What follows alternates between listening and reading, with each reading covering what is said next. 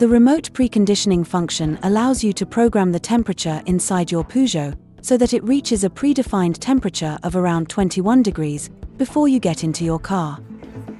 To program this function, select the AirCon application and then choose the Preconditioning tab.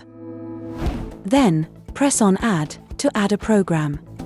Set the time on which you will be getting into your Peugeot and which days, then confirm. You can define several programs. Each one will be recorded in the system. Press here to activate the desired program. To delete a program, press on this button, then this button, and then confirm.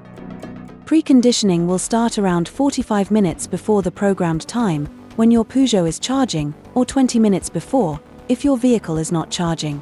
It will continue for 10 minutes. In order to maintain your vehicle's charge level, it is best if you launch preconditioning whilst the vehicle is charging.